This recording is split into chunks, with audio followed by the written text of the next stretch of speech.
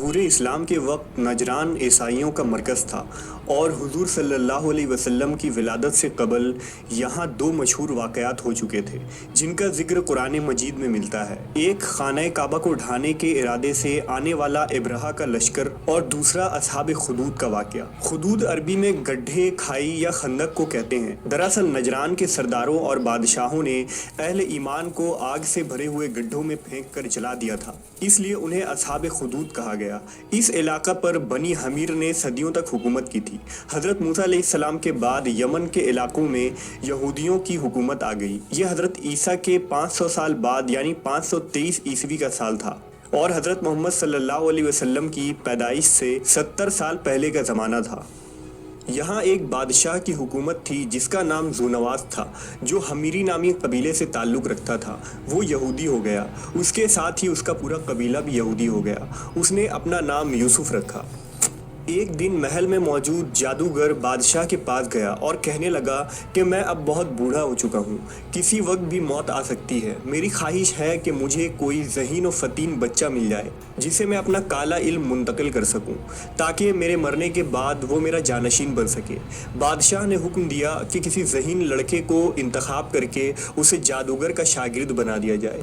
حکم کی تعمیل کی گئی اور ایک نہایت ہی ذہین لڑکے کو جادوگر کے سپرد کر دیا گیا۔ لڑکا صبح سویرے اپنے گھر سے جادوگر کے پاس جاتا اور اس سے کالا علم سیکھتا۔ راستے میں ایک راہب کا ٹھکانہ تھا۔ ایک دن جب وہ راہب سے ملا تو اسے اس کی باتیں بڑی اچھی لگی۔ وہ راہب موحد اور حضرت عیسیٰ علیہ السلام کا پیروکار تھا۔ اس لڑکے نے کچھ وقت اس راہب کے ساتھ گزارنا شروع کر دیا۔ وہ اس لڑکے کو عقیدہ توحید کی تعلیم دیتا۔ اس طرح وہ کالا علم بھی سیکھتا رہا اور راہب سے علم ربانی بھی حاصل کرتا رہا۔ کچھ عرصے بعد اسے یقین ہو گیا کہ جادوگر کا علم شیطان کا راستہ ہے جبکہ راہب کا راستہ رحمان کا راستہ ہے اور حقیقتاً یہی صراط المستقیم ہے۔ وہ اکیلے رب کی پرستش کرنے لگا۔ ایک دن وہ لڑکا بازار میں جا رہا تھا۔ اس نے دیکھا کہ ایک بہت بڑے اور خوفناک جانور نے لوگوں کا راستہ روک رکھا ہے اور لوگ اس کی وجہ سے راستہ عبور نہیں کر پا رہے ہیں۔ لوگوں کی خاصی تعداد وہاں جمع ہو گئی ہے۔ لڑکے نے دل میں سوچا کہ آج وقت ہے کہ میں دیکھوں گا کہ راہب کا معاملہ جادوگر سے بہتر ہے یا نہیں۔ اس نے ایک پتھر اٹھایا اور کہنے لگا، اے اللہ، اگر راہب کا معاملہ جادوگر کی نسبت تجھے زیادہ پسندیدہ اور زیادہ راضی کرنے والا ہے تو اس جانور کو ہلاک کر دے تاکہ لوگ راستے سے گزر جائیں۔ یہ دعا مانگ کر اس نے اس خوفناک جانور کو پتھر دے مارا۔ پتھر لگتے ہی وہ دیو ہیکل جانور ہلاک ہو گیا۔ لوگوں کے لیے راستہ صاف ہو گیا اور وہ آنے جانے لگے۔ لڑکا بازار سے سیدھا راہب کے پاس پہنچا اور اسے سارا واقعہ سنایا۔ راہب بہت خوش ہوا اور کہنے لگا، عنقریب اور یقیناً تم آزمائش میں ڈالے جاؤ گے۔ اگر تم آزمائش میں ڈالے جاؤ اور تمہیں حکمراں پریشان کریں تو میرے بارے میں ان کو نہ بتانا۔ وقت گزرتا چلا گیا، لڑکے کی کرامت میں اضافہ ہوتا چلا گیا۔ اس کے پاس اندھے، بہرے اور مریض آتے اور ان کا علاج کرتا اور وہ اللہ کے حکم سے صحت یاب ہو جاتے۔ اس طرح اس کی شہرت بڑھتی چلی گئی۔ بادشاہ وقت کا ایک خاص درباری تھا۔ وہ آنکھوں کی بیماری میں مبتلا ہو گیا اور ایک دن نابینا ہو گیا۔ بادشاہ نے اس کا کافی علاج کروایا مگر کوئی فائدہ نہ ہوا۔ کسی نے اس سے لڑکے کے بارے میں بتایا تو وہ بہت سارے تحفے تحائف لے کر اس لڑکے کے پاس پہنچ گیا۔ اس نے لڑکے سے کہا کہ اگر تم مجھے شفا دے دو تو یہ سارے تحفے تحائف سامان تمہارا ہوگا۔ لڑکے نے جواب دیا، میں کسی کو شفا نہیں دے سکتا، شفا دینا صرف اللہ کا کام ہے۔ ہاں، اگر تم اللہ پر ایمان لے آؤ تو میں اس سے دعا کرتا ہوں کہ وہ تمہیں بینائی عطا کر دے۔ بادشاہ کا خاص درباری اللہ پر ایمان لے آیا اور اللہ نے اپنے فضل سے اسے شفا دے دی اور وہ دوبارہ دیکھنے لگا۔ اب وہ دوبارہ بادشاہ کے دربار میں جانے لگا۔ بادشاہ نے جب دیکھا کہ اس کا خاص جانشین دوبارہ دیکھنے لگا ہے تو اس سے پوچھا کہ تمہاری بینائی کون واپس لایا؟ وہ کہنے لگا، میرے رب نے مجھے دوبارہ بینائی عطا کی ہے۔ بادشاہ جو خود کو ہی رب سمجھتا اور کہلواتا تھا کہنے لگا، میں نے کب تمہاری بینائی درست کی؟ اس نے جواب دیا، بادشاہ سلامت، آپ نے نہیں بلکہ میری نظر اس رب نے درست کی ہے جو میرا بھی اور آپ کا بھی رب ہے۔ بادشاہ کو شدید غصہ آیا کہ میرے علاوہ اور کون رب ہو سکتا ہے۔ اس نے اپنے اس درباری کی اس گستاخی پر اسے سخت سزا دی اور اس پر تشدد شروع کر دیا کہ وہ توحید سے انکار کر دے، مگر اس نے استقامت اختیار کی اور اس درباری کو سزائیں ملتی رہیں۔ آخرکار اس نے اس لڑکے کے بارے میں بادشاہ کو بتا دیا۔ بادشاہ نے اس لڑکے کو اپنے دربار میں بلایا۔ लड़का बादशाह के दरबार में खड़ा था। बादशाह अपने जाहो जलाल और तकब्बुर के साथ लड़के से मुखातिब हुआ। हाँ, तो अब तुम्हारा जादू इस हद तक पहुंच गया है कि तुमने अंधे समेत जानलेवा बीमारियों में मुब्तला मरीजों का भी इलाज शुरू कर दिया है। लड़के ने बादशाह को जवाब दिया कि मैं किसी को शिफा नहीं देता, शिफा देना सिर्फ अल्लाह का काम है। बादशाह ने कहा, तो क्या मेरे अलावा भी कोई तेरा रब है? लड़के ने जवाब दिया, हाँ, मेरा और तेरा रब अल्लाह है। बादशाह ने लड़के को अंधेरी कोठरी में डलवा दिया और उसे तहकीक की कि उसे तौहीद का दर्स किसने सिखाया। लड़के ने मजबूरन राहिब के बारे में बता दिया। कुछ देर में बादशाह के कारिंदे राहिब को दरबार में पकड़कर ला चुके थे। बादशाह ने उसको तौहीद के इनकार का हुक्म दिया।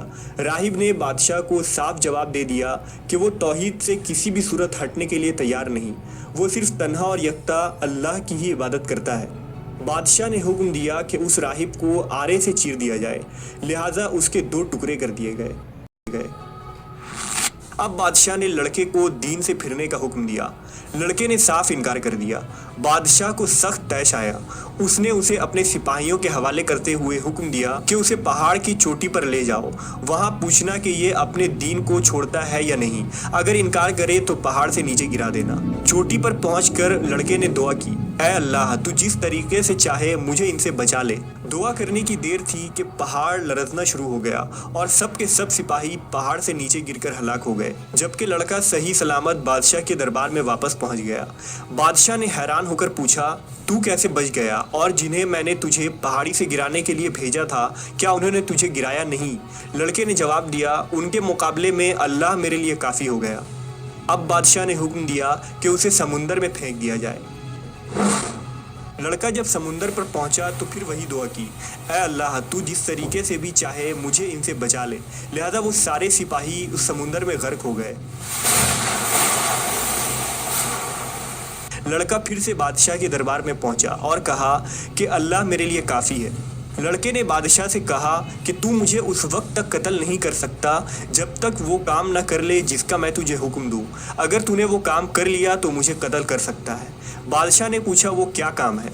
लड़के ने कहा, सब लोगों को एक खुले मैदान में जमा कर, फिर मुझे एक दरख्त के तने के साथ लटका और मेरे ही तरकस से एक तीर निकाल और फिर ये पढ़, लड़के के रब अल्लाह के नाम से। बादशाह ने बिस्मिल्लाह रब्बुल गुलाम पढ़ते हुए तीर कमान के दरमियान रखा, फिर लड़के की तरफ फेंका। तीर लड़के की गर्दन पर लगा। लड़के ने अपना हाथ उस जगह रखा जहां तीर लगा था और फिर उसकी रूह परवास कर गई। लोगों ने ये मंजर देखा तो बेसाख्ता कह उठे, हम उस लड़के के रब पर ईमान ले आए। बादशाह ने उसके हवारियों से कहा कि देख लो, जिसका डर था वही हुआ, अब तो सब लोग अल्लाह पर ईमान ले आए हैं। बादशाह ने हुक्म दिया कि तमाम गलियों के दहानों पर खंदकें खुदवा दी जाएं, इनमें आग जला दी जाए। बादशाह ने कहा कि जो अपने नए दीन से बाज आ जाए तो उसे छोड़ दो, वरना उसे उस आग में फेंक दो। लोगों ने दौड़ते हुए एक दूसरे से आगे बढ़कर उन खंदकों में छलांगे लगाना शुरू कर दी। एक औरत अपने शेरखार बच्चे के साथ आई। वो आग में छलांग लगाने से झुकी तो बच्चा बोल उठा, अम्मा सब्र कर, तू यकीनन हक पर है। नजरान के वाक़या में एक शख्स किसी तरह जान बचाकर भाग निकला और शाम में मुकीम कैसर रोम के दरबार में पहुंचकर नजरान के हादसे की पूरी दास्तान सुना दी। कैसर ने फ़ौरन हबशा के बादशाह नजासी को लिखा कि वो इस जुल्म का इंतकाम ले। हबशा के 70,000 फ़ौज अरबात नामी एक जनरल के क़यादत में यमन पर हमला आवर हुए। ज़ुन्नवास मारा गया, यहूदी हुकूमत का खात्मा हो गया और यमन हबशा की ईसाई सल्तनत का एक हिस्सा बन गया। असहाब खुदूद का वाक़या सूरह अल बुरूज में बयान हुआ है। इस वाक़े पर उन अहले ईमान को गौर व तदब्बुर करनी चाहिए जो दावत व तबलीग का काम सर अंजाम देते हैं। दीन के इस मुश्किल रास्ते पर पेश आने वाली मुसीबतों और आजमाइशों के आने पर जो लोग घबरा जाते हैं, उन्हें याद रखनी चाहिए कि असहाब खुदूद जैसे कितने ही अहले ईमान तारीख़ में ऐसे गुजरे जिन पर जुल्म सितम के पहाड़ तोड़ दिए गए, लेकिन वो हमेशा साबित कदम रहे, क्योंकि उनके नज़दीक ये दुनिया आर्जी थी और आखिरत हमेशा बाकी रहने वाला।